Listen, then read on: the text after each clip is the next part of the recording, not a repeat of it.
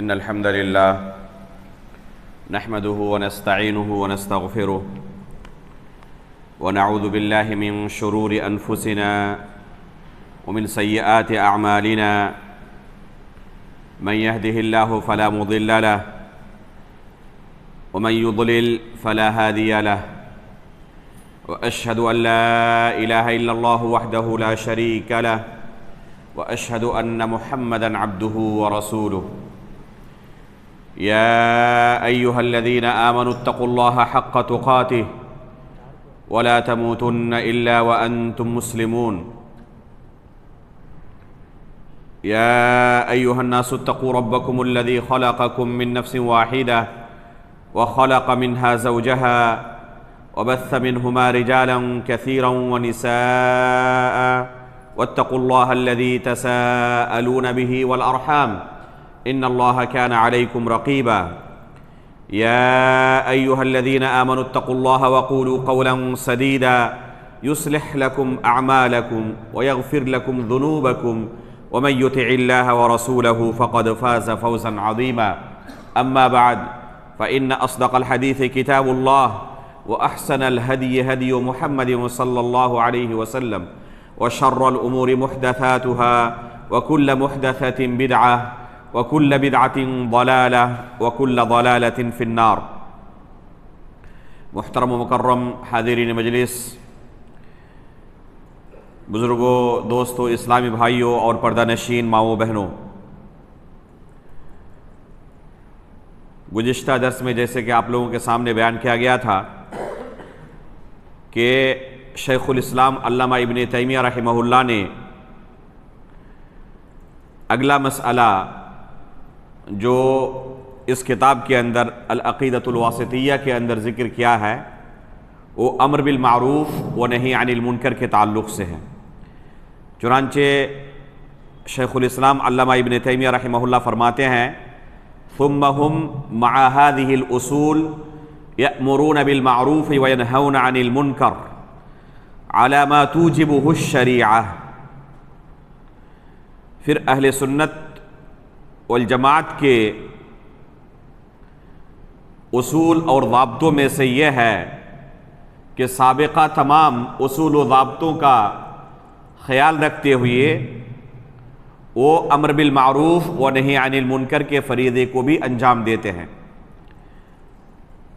جیسے کہ شریعت نے اسے واجب قرار دیا ہے، علی ما توجبہ الشریعہ۔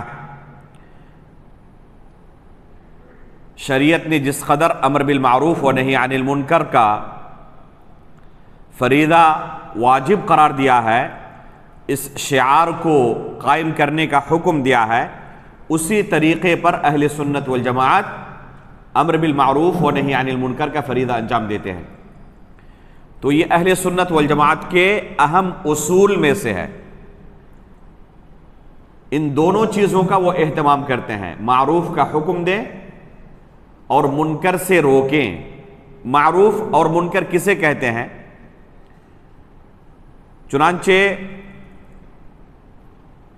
جامع اس کی تعریف شیخ الاسلام ابن تیمیہ رحمہ اللہ نے خود اقتداء الصراط المستقیم کے اندر کی ہے۔ فرماتے ہیں معروف کی تعریف کرتے ہوئے اسم جامع لکل ما یحبہ اللہ من الایمان والعمل الصالح۔ معروف یہ بہت جامع نام ہے، ہر وہ چیز جس کا تعلق ایمان اور عمل صالح سے ہو اور اللہ رب العالمین اسے پسند کرتے ہوں، اس سے محبت کرتے ہوں، اسے معروف کہتے ہیں۔ ہر وہ عمل جس کا تعلق ایمان سے ہے، عمل صالح سے ہے، اللہ رب العالمین اسے پسند کرتے ہیں تو اسے معروف کہتے ہیں۔ اور منکر کسے کہتے ہیں؟ کہتے ہیں اسم جامع لکل ما یکرہہ اللہ ونہی عنہ۔ یہ بھی ایک جامع کلمہ ہے، منکر کا لفظ یہ بھی بڑا جامع لفظ ہے۔ ہر وہ عمل جس سے اللہ رب العالمین ناپسند کرتا ہے اور جس سے اللہ رب العالمین منع کرتا ہے، روکتا ہے، اسے منکر کہتے ہیں۔ اگر کسی کام کا اللہ تعالیٰ نے حکم دیا ہے اور اسے پسند کرتا ہے تو معروف ہے، کسی کام کا اللہ رب العالمین نے منع کیا ہے اور اسے ناپسند کرتے ہیں تو وہ منکر ہے۔ لہذا اچھے کاموں کا حکم دیا جائے گا، برے کاموں سے روکا جائے گا۔ یہ اہل سنت والجماعت کے اہم اصول و ضوابط میں سے ہے۔ آپ پائیں گے بعض جماعتوں کو، جیسے جماعت التبلیغ ہے، یہ کہتے ہیں کہ صرف اچھے کاموں کا حکم دو، برائی سے روکنے کی ضرورت نہیں ہے۔ اچھے کاموں کا جب حکم دو گے تو خود وہ برائی کو چھوڑ دیں گے۔ ان کا اصول و ضابطہ کیا ہے کہ منکر سے روکا نہیں جائے گا۔ کوئی شخص کوئی غلط کام کر رہا ہے تو غلط کام سے اسے نہ روکو، کیا کہتے ہیں یہ اچھے کام کا اتنا حکم دو کہ خود سے وہ منکر چھوڑ دے۔ یہ اللہ رب العالمین کا طریقہ نہیں ہے، انبیاء اکرام کا یہ طریقہ نہیں تھا، صحابہ اکرام، تابعین، تبع تابعین اور سلف صالحین کا یہ طریقہ نہیں تھا کہ صرف معروف کا حکم دو اور منکر سے روکنے کی ضرورت نہیں ہے، بلکہ اس شریعت کی شروعات ہی ہوتی ہے منکر کے انکار سے۔ اشہد ان لا الہ الا اللہ واشہد ان محمدا عبدہ ورسولہ، اس کلمے سے اس شریعت کی شروعات ہوتی ہے۔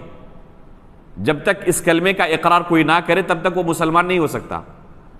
تو جو شخص اسلام قبول کرنا چاہے سب سے پہلے وہ کیا کرتا ہے؟ منکر کا انکار کرتا ہے۔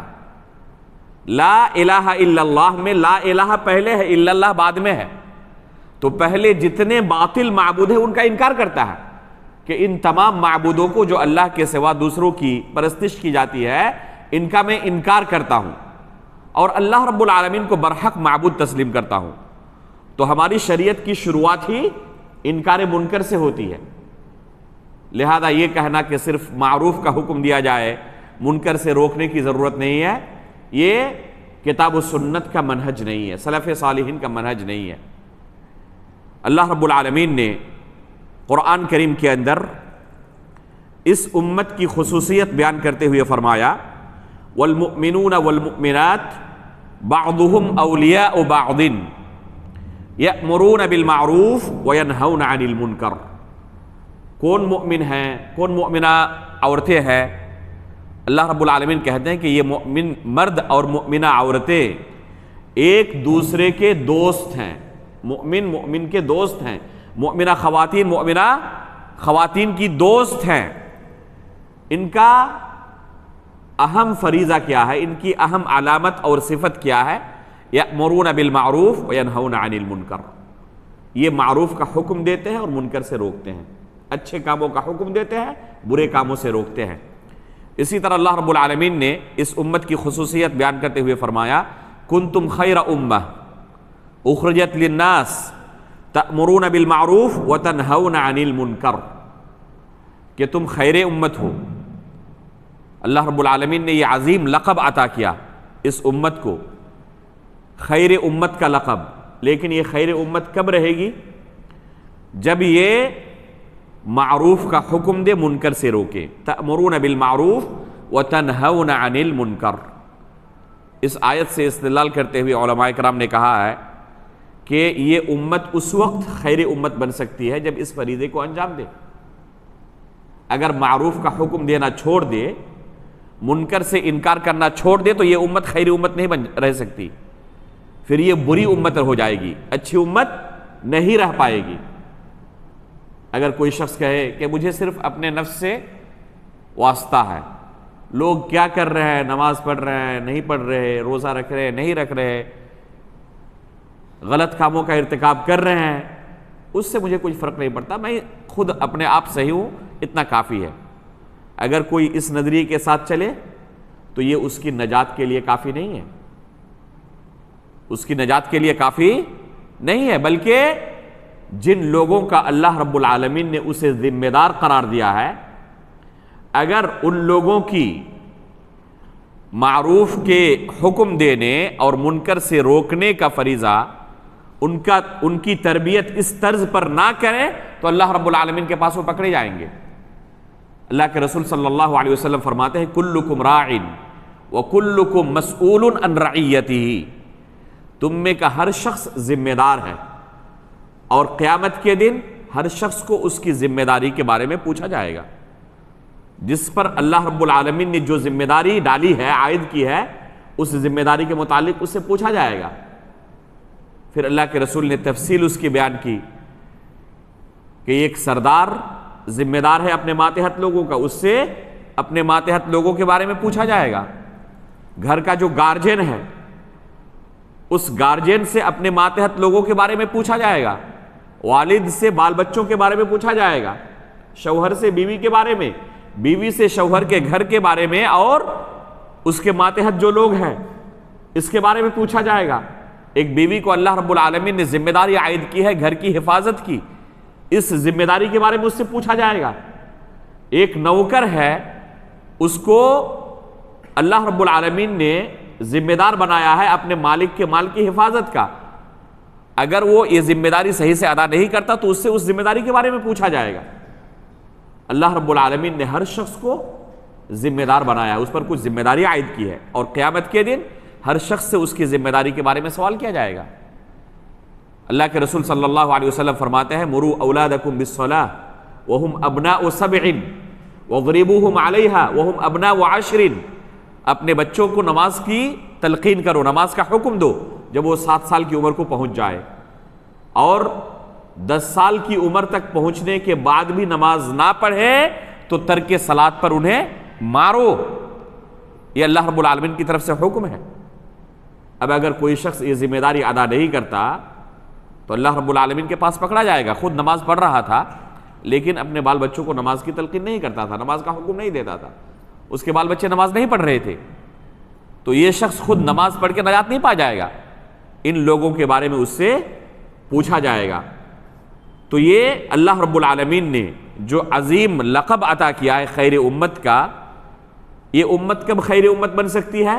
جب اس فریضے کو انجام دے۔ تأمرون بالمعروف وتنہون عن المنکر، یہ خیر امت کی اللہ تعالیٰ نے صفت بیان کی۔ اسی طرح اللہ رب العالمین کا ارشاد ہے وَلْتَكُن مِّنكُمْ أُمَّةٌ يَدْعُونَ إِلَى الْخَيْرِ وَيَأْمُرُونَ بِالْمَعْرُوفِ وَيَنْهَوْنَ عَنِ الْمُنكَرِ وَأُولَئِكَ هُمُ الْمُفْلِحُونَ۔ تم میں سے ایک جماعت ایسی ہونی چاہیے جو لوگوں کو خیر کا حکم دے، معروف کا حکم دے، خیر کی طرف بلائے، معروف کا حکم دے اور منکر سے روکے، یہی لوگ کامیاب ہونے والے ہیں۔ تو یہ اللہ رب العالمین کا ارشاد ہے۔ قرآن کی متعدد آیتیں ہیں جن میں اللہ رب العالمین نے دونوں چیزوں کا حکم دیا ہے، معروف کے پھیلنے کا، لوگوں کو معروف کی طرف دعوت دینے کا، اور ساتھ میں منکر سے روکنے کا، دونوں کا اللہ رب العالمین نے حکم دیا ہے۔ صرف یہ نہیں کہا کہ لوگوں کو اچھے اچھے کاموں کے بارے میں بتاؤ اور برے کاموں سے روکنے کی کوئی ضرورت نہیں ہے، بلکہ اس کی مثال اس طرح ہے جیسے کہ کسی کشتی کے اندر کوئی شخص کیا کرے، کشتی کے نچلے حصے میں سوراخ کر کے وہاں سے پانی لینے کی کوشش کرے۔ اب اگر کشتی کے دوسرے لوگ اس منظر کو اپنی آنکھوں سے دیکھتے رہیں اور اسے ہاتھ سے نہ روکیں تو انجام کیا ہوگا؟ صرف وہی ڈوبے گا جو اس کشتی میں سوراخ کر رہا تھا، یا تمام کے تمام لوگ ڈوب جائیں گے؟ تمام کے تمام لوگ ڈوب جائیں گے۔ قرآن میں اللہ رب العالمین نے اسی جرم کی طرف اشارہ کرتے ہوئے کہا ہے وَاتَّقُوا فِتْنَةً لَا تُصِيبَنَّ الَّذِينَ ظَلَمُوا مِنْكُمْ خَاصَّةً، اس عذاب سے ڈرو جو صرف ظالمین کے لیے اللہ رب العالمین کی طرف سے نازل نہیں ہوتا۔ وَاتَّقُوا فِتْنَةً لَا تُصِيبَنَّ الَّذِينَ ظَلَمُوا مِنْكُمْ خَاصَّةً، اس فتنے سے ڈرو، اس عذاب سے ڈرو کہ اللہ کی طرف سے جب وہ عذاب آئے تو صرف ظالموں کے گھر میں یہ عذاب نازل نہیں ہوتا ہے، وہ ہر ایک اس کی چپیٹ میں آ جاتے ہیں۔ جیسے اگر زلزلہ اللہ رب العالمین کی طرف سے عذاب کی شکل میں آ جائے تو کیا جو ظالمین ہیں ان کے گھروں بھی ہی صرف تباہ و برباد ہوں گے، ان کے گھروں کو ہی صرف لپیٹ میں لیں گے، یا جو اس معاشرے کے اندر نیک لوگ تھے وہ بھی اس کی لپیٹ میں آ جائیں گے؟ اگر سیلاب آ جائے تو صرف جو ظالمین تھے ان کے گھروں کو ہی تباہ و برباد کرے گا یہ سیلاب، یا جو نیک لوگ تھے ان کے گھروں کو بھی تباہ و برباد کر دے گا؟ یہ کب ہوگا؟ اس آیت کی تفسیر پڑھیں، یہ اس وقت ہوگا جب یہ قوم کے صالح لوگ، نیک لوگ برے لوگوں کو گناہ کرنے سے نہیں روکتے۔ برائی عام ہو چکی ہے اور کوئی روکنے والا نہیں ہے، نہ ہاتھ سے روکنے والا ہے نہ زبان سے روکنے والا ہے، کوئی روک نہیں رہا ہے، یہاں تک کہ وہ برائی سماج اور معاشرے کے اندر بالکل عام ہو جائے، بلا روک ٹوک سماج کے اندر اسے انجام دیا جائے اور کوئی روکنے والا نہ ہو، نکیر کرنے والا نہ ہو، بلکہ ناپسند کرنے والا بھی نہ پایا جائے، ہر کوئی اس برائی کے اندر گرفتار۔ جیسے آج کے دور میں آپ سود کو لے سکتے ہیں، شاذ و نادر کوئی بندہ ہوگا جو اس سے بچا ہوا ہے۔ اس سے بڑی مثال لیں، غیبت، ہے کوئی جو اس سے بچا ہوا ہو؟ جب کوئی برائی سماج اور معاشرے کے اندر عام ہو جاتی ہے نا، اکثر و بیشتر لوگ اسی برائی کے اندر گرفتار ہو جائے، تو اس وقت برائی کرنے والے ڈرتے نہیں ہیں، روکنے والوں کو ڈر لگتا ہے۔ برائی کرنے والے کو ڈر نہیں لگتا، روکنے والے کو ڈر لگتا ہے۔ جہیز اس قدر عام ہو چکا ہے، لینے والے کھلم کھلا جہیز لے تو ان کو ڈر نہیں لگتا ہے، کوئی روکنے جائے تو اسے ڈر لگتا ہے کہ اگر روکنے جائیں گے تو ہمارا ہو سکتا ہے کہ ہماری مخالفت کی جائے، ہمیں نقصان پہنچانے کی کوشش کی جائے۔ جب برائی سماج اور معاشرے کے اندر پہلی بار آتی ہے تو بہت چپکے سے، ڈرتے ڈرتے، کرنے والا 1000 مرتبہ سوچتا ہے، اور پھر آہستہ جب ایک مرتبہ اس برائی کو انجام دے لیا جائے، دوسری مرتبہ کرنا آسان ہو جاتا ہے، تیسری مرتبہ اس سے آسان، چوتھی مرتبہ اس سے آسان، آہستہ آہستہ عادت پڑ جاتی ہے تو کیسا محسوس ہوتا ہے؟ جیسے کہ ناک کے اوپر کوئی مکھی بیٹھی ہوئی، اس کو بھگا دیا، بس اس سے زیادہ کوئی پریشانی نہیں ہوتی۔ حدیث کے اندر بعض آثار ملتے ہیں کہ ایک مؤمن بندہ چھوٹا سے چھوٹا گناہ کرے، اسے ایسا محسوس ہوتا ہے جیسے کسی پہاڑ کے بغل میں بیٹھا ہوا ہے اور وہ پہاڑ اس پر ٹوٹ پڑے گا، اسے ایسا محسوس ہوتا ہے۔ چھوٹا سے چھوٹا گناہ کرتے ہوئے بھی اسے ایسا لگتا ہے جیسے پہاڑ اس پر ٹوٹ پڑے، اور جب گناہ کرنے کی عادت پڑ جاتی ہے تو کبیرہ سے کبیرہ گناہ کرتے ہوئے بھی ایسا محسوس ہوتا ہے جیسے مکھی ناک پر بیٹھی، اسے بھگا دیا اور کوئی نہیں، اس سے زیادہ اسے احساس نہیں ہوتا۔ یہ دل صاف رہتا ہے۔ جب بندہ کوئی گناہ کرتا ہے تو ایک نقطہ اس میں پڑ جاتا ہے، کالا نقطہ، دوسری بار گناہ کیا پھر ایک کالا نقطہ پڑ گیا، آہستہ آہستہ نقطہ پڑھتے پڑھتے پڑھتے پڑھتے پڑھتے پڑھتے یہ دل کیا ہو جاتا ہے؟ بالکل سیاہ ہو جاتا ہے، اور جب سیاہ ہو جاتا ہے تو مردہ ہو جاتا ہے۔ شروع میں جب گناہ کیا تھا بہت مشکل لگا تھا، ایک بار کر لینے کے بعد دوسری مرتبہ آسان لگا، لیکن اس کے باوجود ملامت کر رہا تھا نفس کہ تم نے اچھا نہیں کیا، بے چین رہتا تھا گناہ کرنے کے بعد۔ آہستہ آہستہ عادت پڑ جاتی ہے تو یہ بے چینی ختم ہو جاتی ہے، ملامت بھی ختم ہو جاتی ہے، تو اس نفس کو مردہ نفس کہا جاتا ہے، ایک دم مردہ ہو چکا ہے۔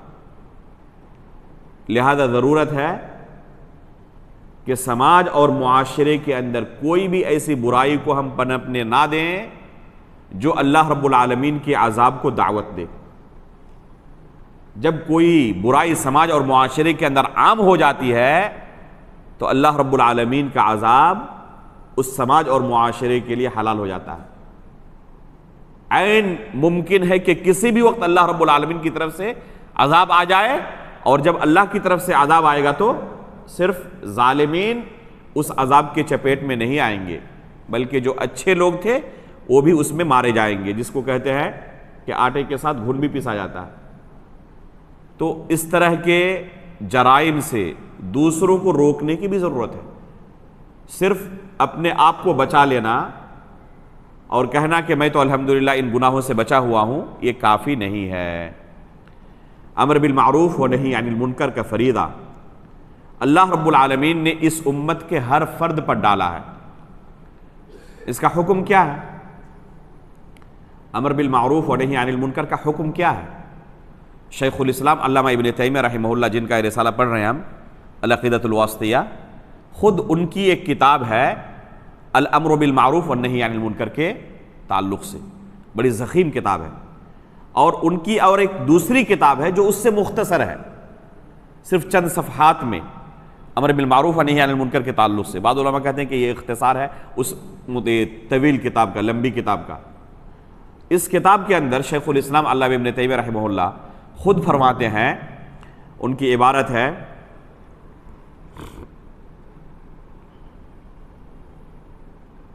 واتفق ائمة الدین علی ان الامر بالمعروف والنہی عن المنکر امر واجب علی الناس لکنہ فرض علی الکفایہ کالجہاد وتعلم العلم ونحو ذلك فاذا قام به من يستكفى به سقط عن الناس وكان الاجر والدرجة لمن قام به۔ شیخ الاسلام علامہ ابن تیمیہ رحمہ اللہ فرماتے ہیں کہ امر بالمعروف و نہی عن المنکر کے بارے میں تمام ائمہ کرام کا اتفاق ہے کہ یہ واجب ہے، یہ واجب ہے اور یہ فرض کفایہ ہے، واجب ہے لیکن کفائی طور پر۔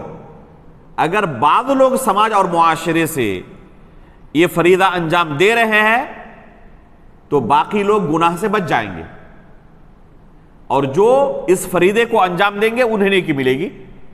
لیکن اگر تمام لوگ چھوڑ دیں، کوئی اس فریضے کو انجام نہ دے، تو سب کے سب گنہگار ہوں گے، سب کے سب کیا ہوں گے؟ گنہگار ہوں گے۔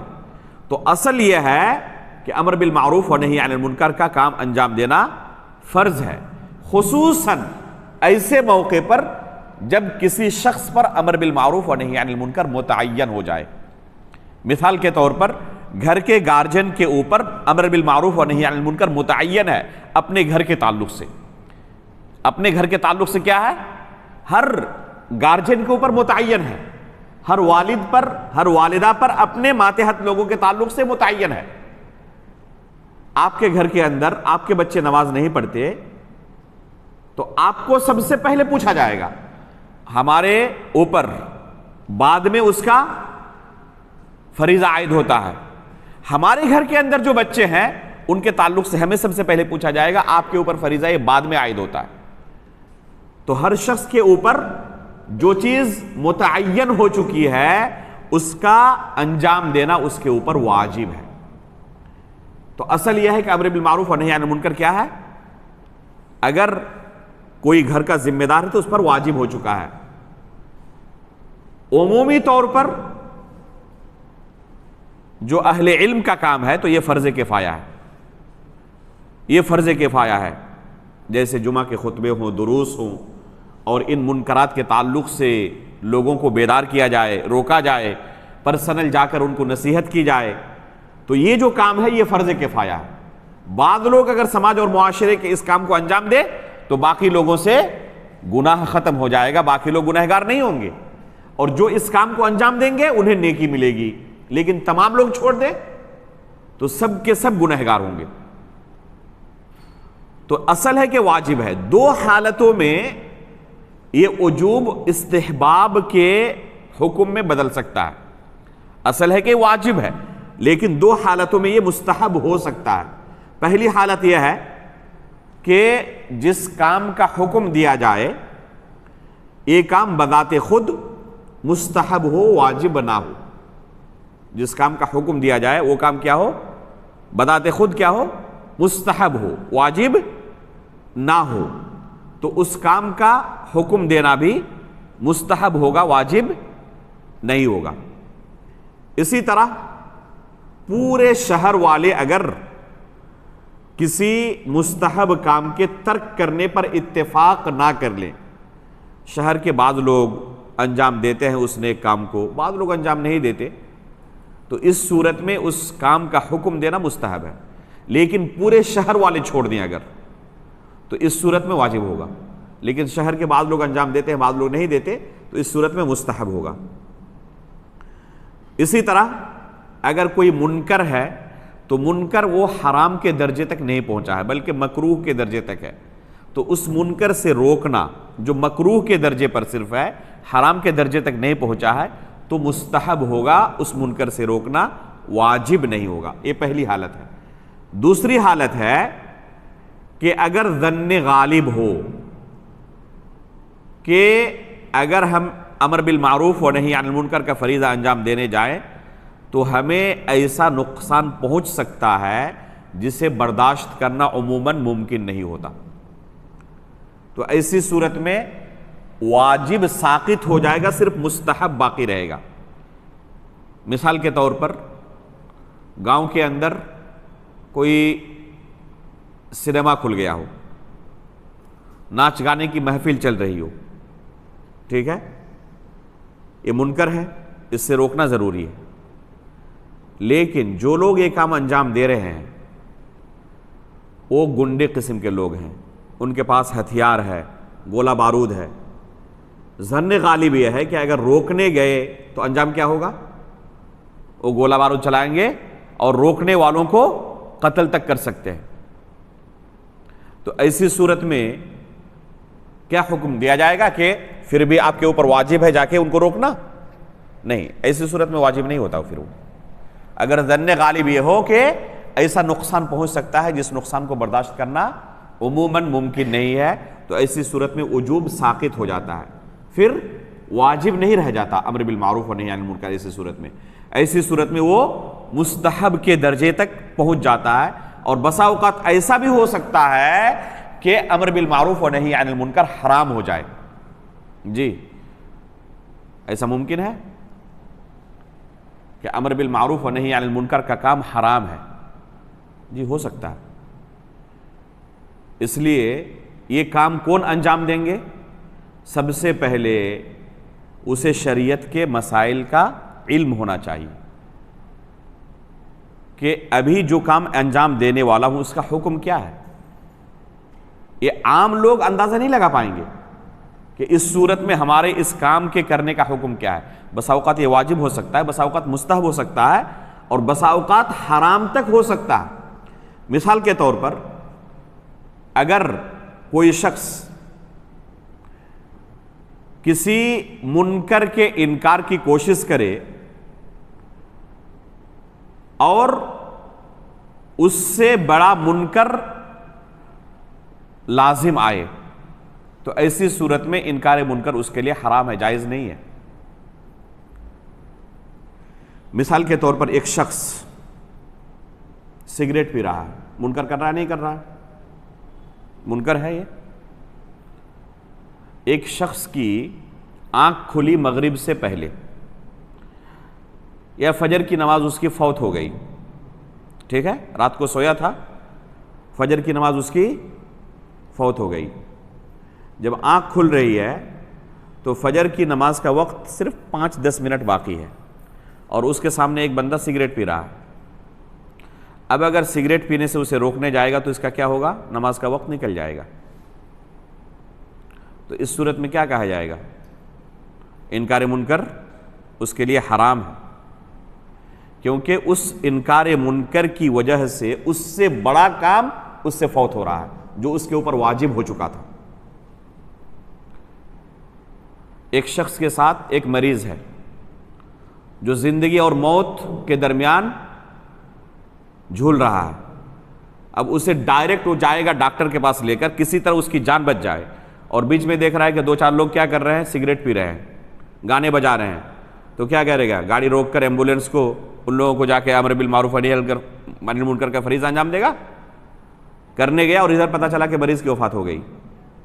تو یہ جائز نہیں، اس کے لیے حرام ہے ایسی صورت میں انکار منکر کا کام انجام دینا. تو انکار منکر کا کام انجام دینے سے پہلے ان نتائج کے بارے میں اسے علم ہونا چاہیے، ان مسائل کا علم ہونا چاہیے. یہ پہلی صورت ہے کہ انکار منکر کی وجہ سے ایک بڑا عمل جو اس کے اوپر واجب ہو چکا ہے، فوت ہونے کا ڈر ہو، چھوٹ جانے کا ڈر ہو، تو ایسی صورت میں انکار منکر جائز نہیں ہے، حرام ہے اس کے لیے. دوسری صورت ہے کہ انکار منکر کی وجہ سے اس سے بڑا منکر لازم آ جائے. آپ ایک چھوٹے منکر سے روکنے گئے تھے اور اس کا نتیجہ کیا ہوا؟ اس چھوٹے منکر کو تو آپ نے ختم کر دیا، لیکن نتیجہ ہوا کہ اس سے بڑا منکر ظاہر ہوا. مثال کے طور پر شیخ الاسلام علامہ ابن تیمیہ رحمہ اللہ، جن کی ہم کتاب پڑھ رہے ہیں، ان کے زمانے میں تاتاریوں کا جو فتنہ تھا بڑا عروج پر تھا، ہزاروں لاکھوں علماء اکرام کو قتل کیا تھا ان تاتاریوں نے۔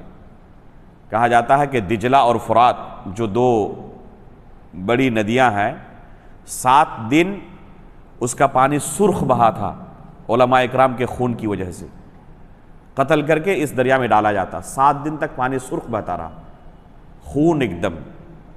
تو یہ تاتاریوں کا فتنہ تھا۔ شیخ الاسلام ابن تیمیہ رحمہ اللہ اور ان کے ساتھ بعض علماء اکرام اور طلبہ علم جا رہے تھے راستے سے، دیکھا کہ یہ تاتاری روڈ کے کنارے شراب پینے میں مست ہیں۔ تو کسی نے کہا کہ یہ منکر کام کر رہے ہیں، تو کیا آپ ان کو نہیں روکیں گے؟ کہا کہ بالکل نہیں روکوں گا۔ اگر ان کو اس منکر کام سے روکا جائے تو جب یہ ہوش میں آئیں گے تو علماء کا قتل کریں گے۔ جب تک یہ بے ہوش پڑے ہوئے ہیں شراب پی کر، یہ امت کے لیے رحمت ہی ہے۔ تو شراب پینا کبیرہ گناہ ہے۔ شیخ الاسلام ابن تیمیہ رحمہ اللہ نہیں روکا ان لوگوں کو، کیونکہ یہاں انکار منکر کا نتیجہ کیا ہوگا؟ اس سے بڑا منکر لازم آئے گا۔ لہذا پہلے یہ دیکھنے کی ضرورت ہے کہ اس انکار منکر کا نتیجہ کیا ہوگا۔ ہر جگہ انکار منکر کا فریضہ انجام دینے کے لیے نہیں پہنچنا چاہیے، اس لیے پہلے اس نتیجے کے بارے میں سوچ لینا چاہیے کہ اس کا نتیجہ کیا ہوگا۔ یہ دوسری قسم ہے کہ اس سے بڑا منکر اگر ظاہر ہونے کا ڈر ہو تو پھر انکار منکر حرام ہے، جائز نہیں ہے۔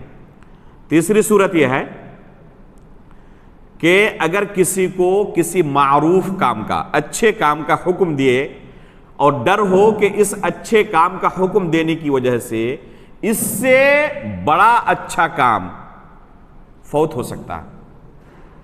مثال کے طور پر ایک بھائی کو آپ صدقہ و خیرات کے بارے میں نصیحت کرنے کے لیے گئے، اور وہ بھائی خود فقیر ہے، کسی طریقے سے اپنے گھر والوں کے لیے روزی روٹی کا انتظام کرتا ہے، 3 وقت کا کھانا بھی نہیں ملتا۔ اب صدقات و خیرات کی فضیلت آپ نے ایسی ان کو بیان کی، وہ بندہ کیا جو کچھ تھا پورا صدقہ کر دیا، اور خود بھوکا مر رہا، اس کے بال بچے مر رہے ہیں بھوکا۔ تو یہاں پر انکار یہ معروف کا حکم دینا یہ تھا، مناسب تھا؟ اس لیے جاننے کی ضرورت ہے کہ کن کو ہم کیا کہہ رہے ہیں، کس محفل میں کہہ رہے ہیں۔ تو ایک ہی چیز بعض جگہوں پر اس کا رزلٹ بہت اچھا آئے گا، اور بعض جگہوں پر اس کا جو رزلٹ آئے گا اس سے بڑا منکر کی صورت میں وہ ظاہر ہوگا۔ لہذا یہاں پر انکار منکر یا امر بالمعروف درست نہیں ہے۔ اور چوتھی صورت ہے کہ انکار منکر کی وجہ سے انکار منکر کر رہا ہوں، امر بالمعروف کی وجہ سے کوئی منکر لازم آئے۔ آپ کسی کو کسی نیک کام کا حکم دینے گئے، اور اس نیک کام کا حکم دینے کے نتیجے میں اس سے بڑا منکر ظاہر ہو جائے۔ جیسے مثال کے طور پر ایک شخص ابھی نیا مسلمان ہوا ہے، اللہ رب العالمین دل میں ہدایت ڈالی، اور آپ اس کو جا کر کہنے لگے جیسے ہی کلمہ پڑھا کہ اب آپ کا ختنہ کریں گے ہم۔ ختنہ؟ یہ تو بڑا مشکل معاملہ ہے۔ تو اچھا ہی تھا کہ میں کافر تھا، چلیے میں اسلام چھوڑ رہا ہوں، پرانے مذہب کی طرف لوٹ رہا ہوں۔ ختنہ کا حکم کیا ہے اس شخص کے لیے خصوصاً؟ اولاً ختنہ واجب ہے مستحب ہے، اسی بارے میں علماء کے درمیان اختلاف ہے۔ بہت سارے علماء نے اسے مستحب کہا ہے، واجب تک نہیں کہا ہے۔ اگر واجب بھی ہو تب بھی ایسے شخص کے لیے جس نے ابھی اسلام قبول کیا ہے اس کے لیے واجب نہیں ہے۔ بے شمار صحابہ اکرام جو کفر چھوڑ کر اسلام قبول کیے تھے، کسی صحابی کو اللہ کے رسول نے ختنے کا حکم دیا تھا؟ کسی نے اسلام قبول کر لیا کہا کہ اب آپ لوگوں کا ختنہ کرنا پڑے گا؟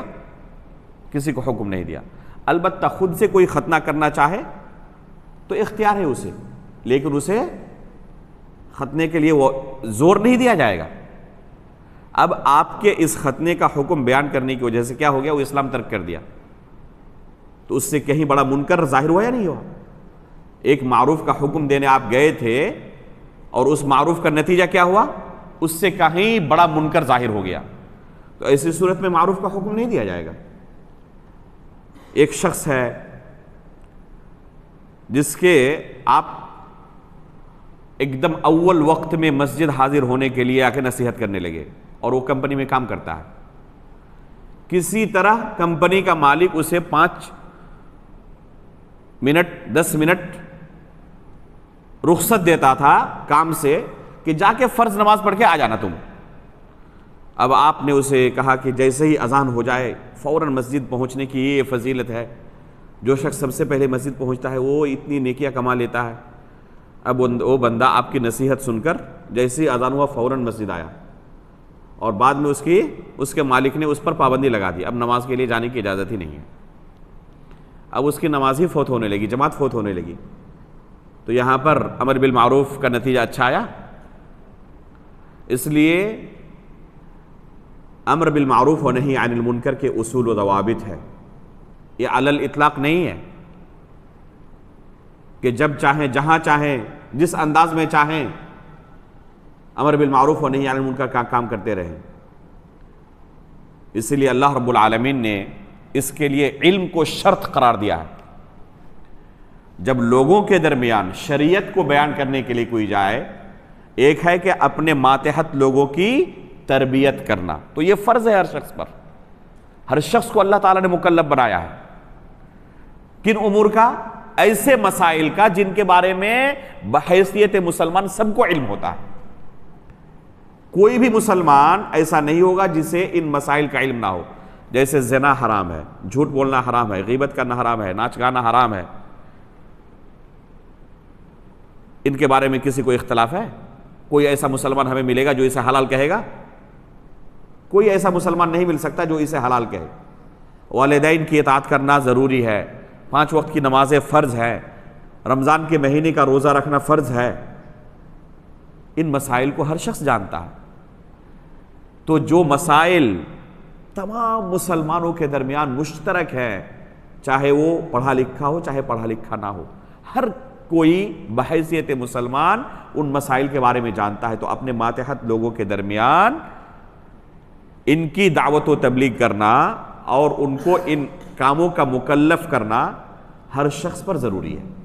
لیکن جہاں تک بات ہے لوگوں کے سامنے ظاہر ہو کر شریعت کا انہیں علم دینا اور شریعت کے مسائل کے تعلق سے انہیں بتانا، جس سے لوگوں کے درمیان کیا میسج جائے کہ اس بندے کے پاس شریعت کا علم ہے، اگر ہمیں ضرورت پڑے کسی مسئلے کو سمجھنے کے لیے تو ہم اپنا سوال اس کے پاس لے کر جا سکتے ہیں اور یہ ہمیں شریعت کی رہنمائی کر سکتا ہے۔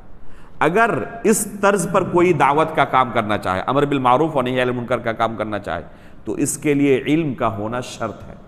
یہ کام ہر ایک کے لیے نہیں ہے۔ قرآن میں اللہ رب العالمین نے کیا فرمایا؟ قُلْ هَذِهِ سَبِيلِي أَدْعُو إِلَى اللَّهِ عَلَى بَصِيرَةٍ أَنَا وَمَنِ اتَّبَعَنِي، کہ یہ میرا اور میرے اتباع کرنے والوں کا راستہ ہے۔ اس راستے کا اللہ رب العالمین نے تذکرہ کرتے ہوئے کیا کہا؟ ہم اللہ رب العالمین کی طرف دعوت دیتے ہیں۔ قُلْ هَذِهِ سَبِيلِي أَدْعُو إِلَى اللَّهِ، اللہ رب العالمین کی طرف ہم دعوت دیتے ہیں، لیکن کس بنیاد پر؟ عَلَى بَصِيرَةٍ، علم و بصیرت کی بنیاد پر، علم و بصیرت کی روشنی میں۔ اگر دعوت دینے والے کے پاس خود علم نہ ہو، قرآن و سنت کو نہیں جانتا ہو، اس نے ایک چیز کو منکر سمجھ لیا اور لوگوں کے درمیان لگے اس انکار منکر کے فریضے کو انجام دینے کے لیے، حالانکہ شریعت کی نگاہ میں وہ منکر ہے ہی نہیں، جسے وہ منکر سمجھ رہا تھا وہ منکر ہے ہی نہیں، اور لوگوں کے درمیان کیا کر رہا ہے؟ وہ انکاری منکر کا فریضہ انجام دے رہا ہے۔ مثال کے طور پر کوئی شخص دیکھا کہ قبلے کی طرف پیر کر کے سویا ہوا ہے، بیٹھا ہوا ہے، اب جا کے لوگوں کا پیر پکڑ کے موڑنے لگا ہاتھ سے، کہ میرے پاس قوت ہے، میں ہاتھ سے انکار منکر کروں گا۔ اللہ کے بندے، پہلے شریعت کا علم حاصل کر لو کہ منکر ہے بھی یا نہیں۔ ایک بندے کو دیکھا کہ رنگے سر نماز پڑھ رہا، نماز کی حالت میں جا کے ٹوپی لا کے اس کے سر پہ پہنایا، حالانکہ وہ ٹوپی گندی ہے، 50 لوگ اس سے پہلے پہنے ہوئے، اس سے بدبو آتی ہے، جیسے کہ بعض مسجدوں کے اندر ٹوپیاں رکھی رہتی ہے. اب اس بندے کی نماز کے اندر خلل پیدا کر دے اس وجہ سے، اور یہ سمجھ رہا ہے کہ ایک منکر کام ہو رہا تھا، میں نے اس منکر کو ختم کیا. تو جو منکر کے انکار کا کام انجام دے، معروف کا حکم دے، پہلے اسے شریعت کے مسائل کا علم ہونا چاہیے کہ حقیقت میں جسے وہ منکر سمجھ رہا ہے وہ منکر ہے بھی یا نہیں شریعت کی نگاہ میں. آپ سمجھ رہے ہیں کہ منکر ہے، ہو سکتا ہے کہ شریعت کی نگاہ میں وہ کوئی منکر ہی نہ ہو. جسے آپ معروف سمجھ رہے ہیں ہو سکتا ہے کہ شریعت کی نگاہ میں وہ معروف نہ ہو، منکر ہو. اس لیے جب لوگوں کے درمیان اس طرح شرعی مسائل پر کام کرنا چاہے، دعوت و تبلیغ جسے آج کی اصطلاح میں ہم لوگ کہتے ہیں، اسٹیج سنبھالنا، ممبر سنبھالنا، تو یہ عام لوگوں کا کام نہیں ہے. اس کے لیے پہلے کتاب و سنت کا علم ہونا ضروری ہے. اگر وہ کتاب و سنت کا علم نہ حاصل کرے اور لوگوں کو جا کے اللہ رب العالمین کی شریعت بیان کرنا شروع کرے، یہ حلال ہے، یہ حرام ہے، اور خود نہیں جانتا، اس کے پاس علم نہیں کتاب و سنت کا، تو اللہ رب العالمین پر وہ کیا کرے گا؟ تہمت لگائے گا، الزام لگائے گا. اللہ نے شریعت جو نازل نہیں کی اپنی طرف سے وہ شریعت بنا کر لوگوں کے سامنے پیش کر رہا، تو جائز نہیں ہے. دوسری بات کہ جس کے پاس شریعت کا علم ہے، اللہ رب العالمین کی شریعت کو اس نے سیکھا ہے، ایک لمبی مدت تک پڑھا ہے، اسے بھی جب میدان میں آنا ہے اور انکار کے منکر کا کام انجام دینا ہے، امر بالمعروف کا کام انجام دینا ہے، تو اس کے بھی اصول و ضوابط ہیں. چنانچہ شیخ الاسلام علامہ ابن تیمیہ رحمہ اللہ اسی کتاب کے اندر جس کا بھی تذکرہ کیا گیا آپ کے سامنے، اس کتاب میں فرماتے ہیں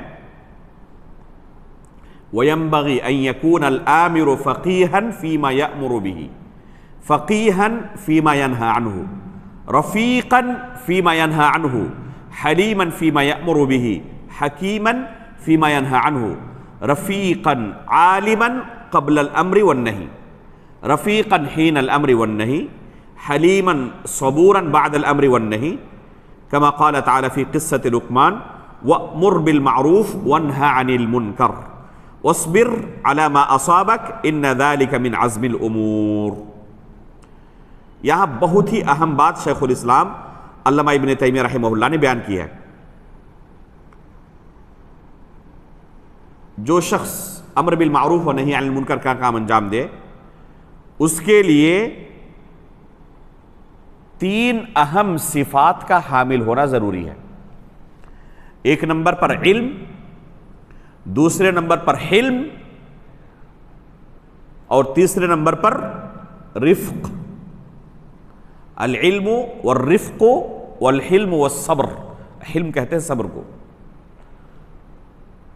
جو شخص امر بالمعروف و نہی عن المنکر کا کام انجام دے گا، سب سے پہلے اس کا عالم ہونا ضروری ہے. اگر وہ عالم نہیں ہے تو ہو سکتا ہے کہ جہاں پر امر بالمعروف و نہی عن المنکر کا کام حرام تھا وہاں پر جا کر وہ امر بالمعروف و نہی عن المنکر کا کام انجام دے، اور بنانے سے زیادہ بگاڑنے کا وہ سبب بن جائے. لہذا پہلے اس کا عالم ہونا ضروری ہے. دوسرے نمبر پر رفیق ہونا ضروری ہے، اس کے اندر رفق کی صفت کا پایا جانا ضروری ہے. رفق کسے کہتے ہیں؟ نرمی کا پہلو اختیار کرنا.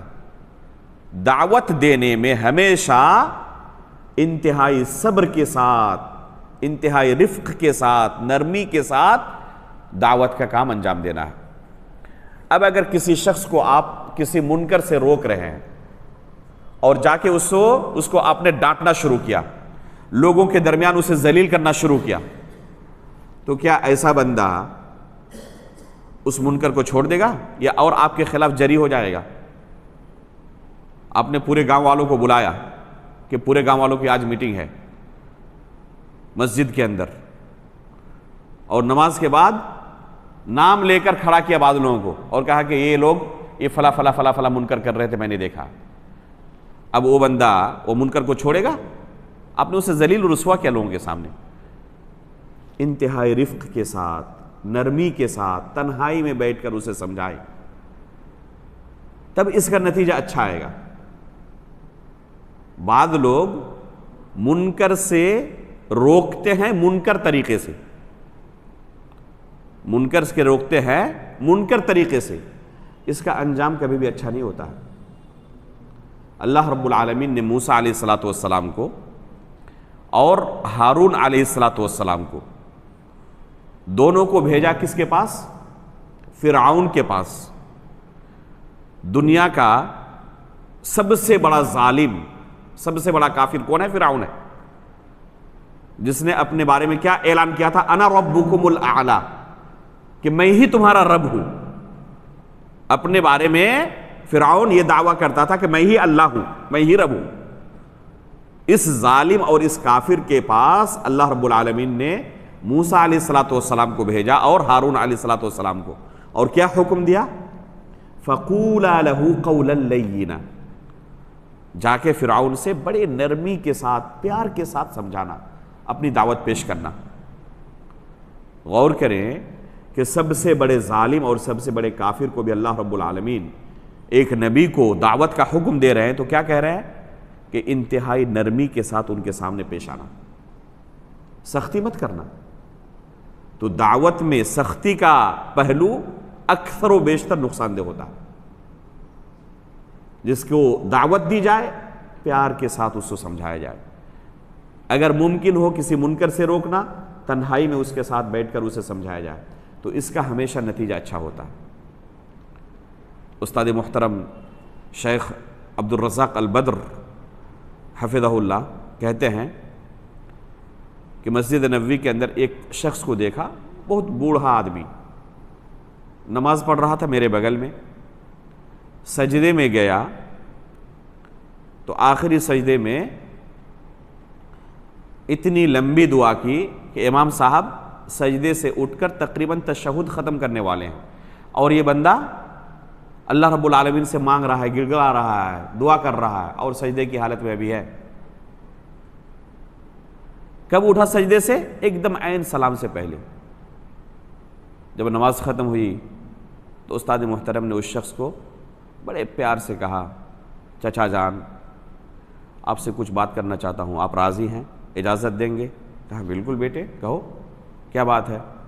تو سب سے پہلے اس بوڑھے آدمی کے لیے لمبی چوڑی اتنی دعا کی کہ آپ نے جو سجدے میں اللہ رب العالمین سے دعا کی ہے، میں اللہ رب العالمین سے دعا کرتا ہوں کہ اللہ تعالیٰ آپ کی تمام دعائیں قبول کر لے، جو کچھ آپ نے مانگا اللہ رب العالمین آپ کی مراد پوری کر دے۔ کتنا خوش ہوگا بندہ۔ اس کے بعد کہا کہ دیکھیں شریعت نے ہمیں مکلف کیا ہے کہ امام کے ساتھ ہم رہیں، آپ نے امام کی اتباع چھوڑ دی، امام سجدے سے فارغ ہو چکے تھے اور آپ امام کے ساتھ نہیں تھے، یہ شرعاً جائز نہیں ہے۔ شریعت کا مسئلہ اس طرح ہے، اس لیے اس طریقے سے نماز پڑھیں۔ بندے نے فوراً قبول کر لیا اور بڑی دعائیں دی۔ تو اس طریقے سے اگر دعوت کا کام کیا جائے تو ایک سخت دل بندہ بھی کیا ہوگا؟ وہ سنبھل جائے گا، لیکن بہت نرم مزاج کا بھی کوئی ہو، اس کے ساتھ سختی کی جائے تو ہو سکتا ہے کہ وہ عناد پر اتر آئے۔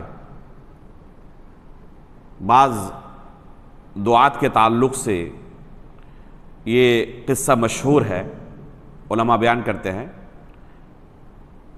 کہ انہوں نے کسی شخص کے ساتھ بڑی سختی کی، دعوت دینے کے لیے گئے، بہت لعن طعن کیا، آپ ایسے ہیں ایسے ہیں، یہ کام کرتے ہیں یہ کام کرتے ہیں، اس سے رک جائے، اللہ کا عذاب نازل ہوگا، کب تک آپ اس دنیا میں اس طرح ظلم و ستم کرتے رہیں گے، دنیا کتنے دن کی ہے، ایک نہ ایک دن آپ کی یہ طاقت ٹوٹے گی۔ اس وقت آپ کو بہت کچھ کہا سنایا، انتہائی سختی والا اسلوب۔ جب فارغ ہو گئے اپنی باتوں سے تو اس شخص نے کہا کہ آپ فارغ ہو چکے، اب میں کچھ کہوں؟ کہا کہ بالکل کہہ سکتے ہیں۔ کہا کہ آپ کو اپنے بارے میں کیا محسوس ہو رہا ہے؟ آپ موسیٰ علیہ السلام سے افضل ہیں؟ آپ کو ایسا لگ رہا ہے کہ میں موسیٰ علیہ السلام سے بھی افضل ہوں؟ کہہ رہے نہیں، ہماری کیا حیثیت، تو نبی تھے، ہمیں تو کوئی جانتا بھی نہیں، پتہ نہیں آخرت میں ہمارا کیا ہوگا۔ وہ تو نبی تھے اللہ کے، اولو العزم من الرسل، ان کا شمار ہوتا ہے۔ کہ چلیے پتہ چلا کہ آپ موسیٰ سے افضل نہیں ہیں، میرے بارے میں آپ کو کیا لگ رہا ہے کہ میں فرعون سے بھی بڑا کافر ہوں، فرعون سے بھی بڑا ظالم ہوں؟ کہ نہیں، فرعون کے درجے تک تو آپ بالکل نہیں پہنچ سکتے، وہ تو انا ربکم الاعلیٰ کہتا تھا، آپ تو بہرحال مسلمان ہیں، کہا کہ آپ موسیٰ سے افضل نہیں، میں فرعون سے برا نہیں، پھر بھی یہ اسلوب کیوں میرے ساتھ؟ اللہ نے موسیٰ علیہ السلام کو کہا فرعون کے پاس بھیجتے وقت کہ انتہائی نرمی کے ساتھ جا کے اپنی بات پیش کرنا، فَقُولَا لَهُ قَوْلًا لَيِّنًا۔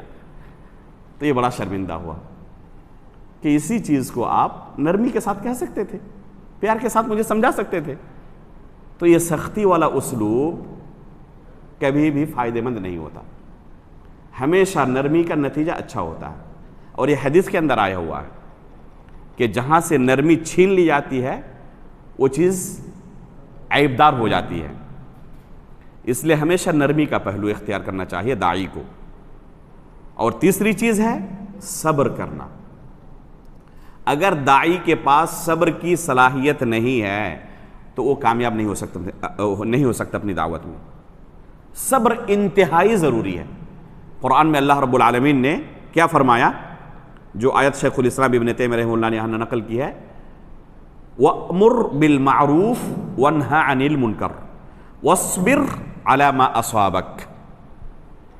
یہ بہت ضروری ہے، صبر کرنا۔ اللہ کے رسول صلی اللہ علیہ وسلم اگر طائف والوں کے اس رویے پر صبر نہ کرتے تو طائف والے مسلمان ہوتے؟ پہاڑ کے فرشتے نے آ کر کہا کہ آپ صرف اجازت دیں، سب کو ہم پیس کے رکھ دیتے۔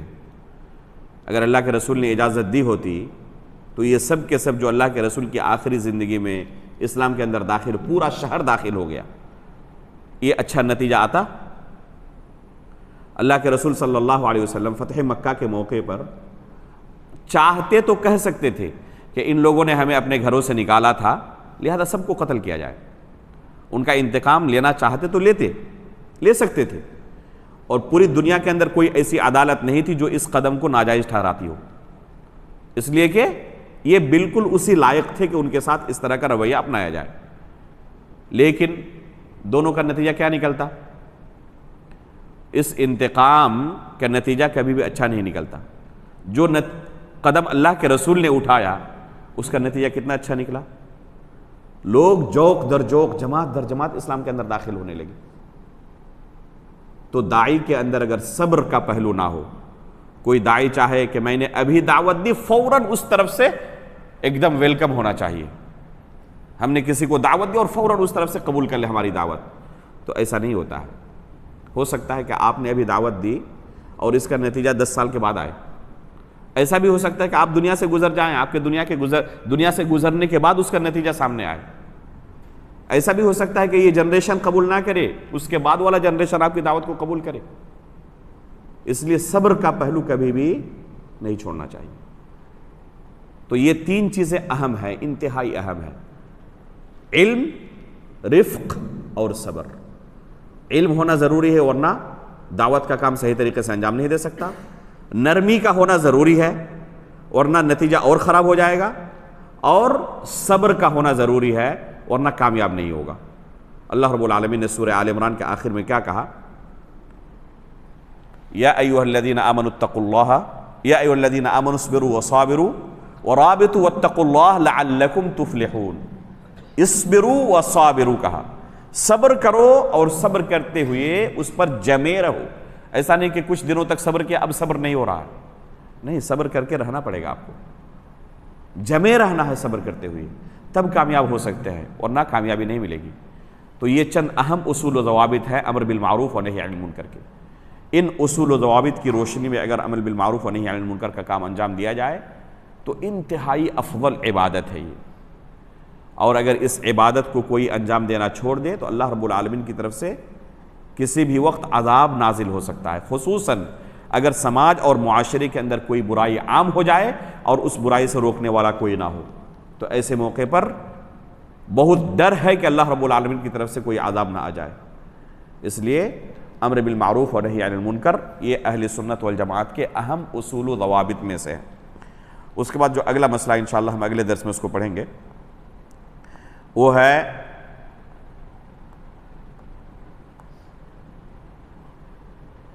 اولیاء الامور کے متعلق اور آپسی الفت و محبت کے متعلق کہ ایک مسلمان کو دوسرے مسلمان کے ساتھ کیسا تعامل کرنا چاہیے. اس کے بعد پھر مکارم اخلاق کا تذکرہ انشاءاللہ شروع کریں گے، جو کہ کتاب کا آخری باب ہوگا. انشاءاللہ امید ہے کہ اگلے 3-4 دروس کے اندر اس کتاب کو ہم کمپلیٹ کر لیں. اللہ رب العالمین سے دعا ہے کہ اللہ رب العالمین اب تک جو دروس ہو چکے ان کو قبول فرمائے اور بحسن خوبی اس کتاب کو مکمل کرنے کی اللہ تعالیٰ توفیق عطا فرمائے. اللہ رب العالمین ہماری اس مجلس کو اپنی رضا کے لیے قبول فرما لے. آمین تقبل یا رب العالمین. وصلی اللہ علی نبینا محمد. سبحانک اللہم و بحمدک اشہد ان لا الہ الا انت استغفرک و اتوب الیک.